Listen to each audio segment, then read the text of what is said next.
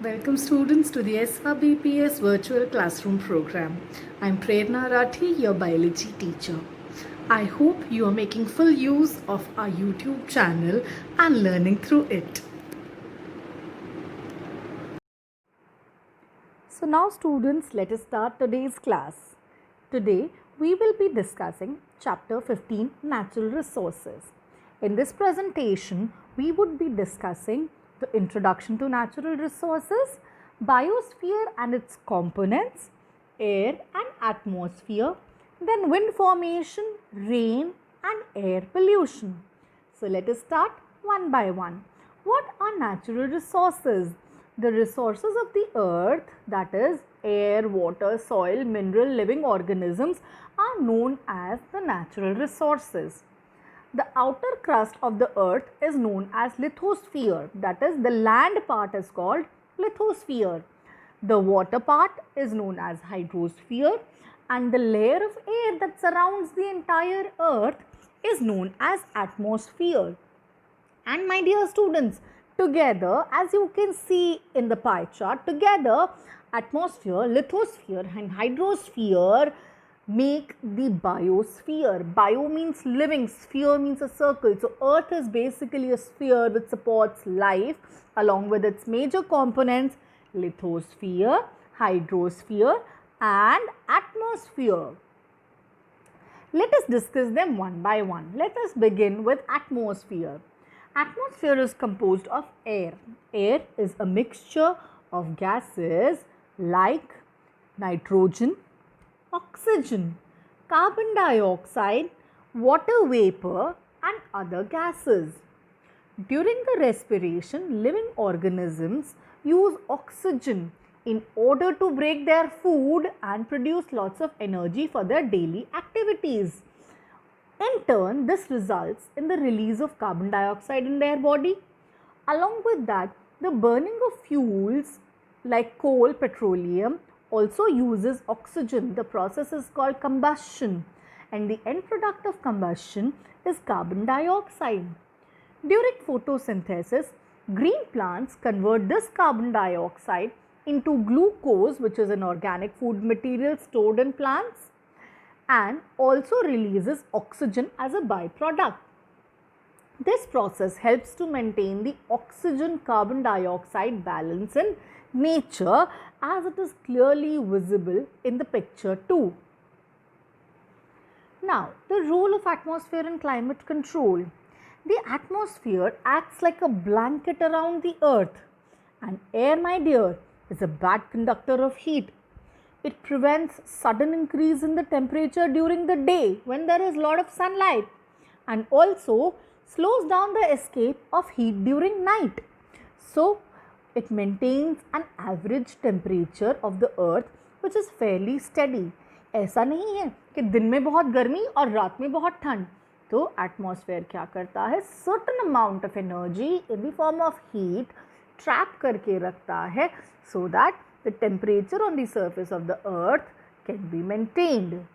Next is the movement of air. The movement of air is known as wind and wind formation occurs due to difference in pressure. Let us discuss how. When the air gets heated, it rises up. Hot air is lighter in weight and hence it will rise up. This leads to formation of a low pressure area.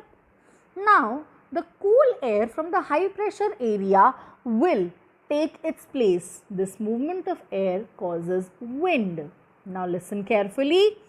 During the day, the land gets heated faster than the sea. So the hot air above the land will rise and the cold air from the sea will take its place. This is known as sea breeze. तो दिन में अगर आप बीच पे लेटेंगे तो आपको ठंडी ठंडी हवाओं का मज़ा लेना होगा. ठीक है. And apart from that, during night time, the water gets heated. It's been getting heated up during the day. So the air above the sea will rise up and air from the land will take its place. So during night, if you can afford a yacht to sit, if it's safe, you can go around in the sea where you will have all the cool breezes. Okay. Now let us see how the atmosphere is responsible for rain formation. When water bodies are heated during the day, a large amount of water evaporates from these water bodies and it rises up. Some water vapor also gets into the atmosphere due to biological activity like transpiration from the leaves of the plant. All this water vapor, being light in weight, will rise up. When it reaches a certain height, it cools down and condenses to form tiny droplets of water. These tiny droplets of water come together, combine, and make clouds. When the tiny droplets of water join together to form big drops of water, they are known as rain, snow, or hail. These are different forms of precipitation. The form of precipitation always depends upon the local temperature of that area. So, what the temperature is will decide what is the form of precipitation. Last but not the least, let us discuss air pollution. What do you mean by pollution?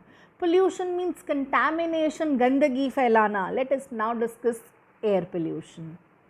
The increase in the content of harmful substances in the air is called air pollution. Fossil fuels like coal, petroleum contain small amounts of nitrogen, sulfur, all these chemicals are also there. So when you burn them, oxides of sulfur and oxides of nitrogen are released into the air. These oxides dissolve with the rain when it rains and they convert into acid rain. Everybody knows for a fact what is the condition of Taj Mahal.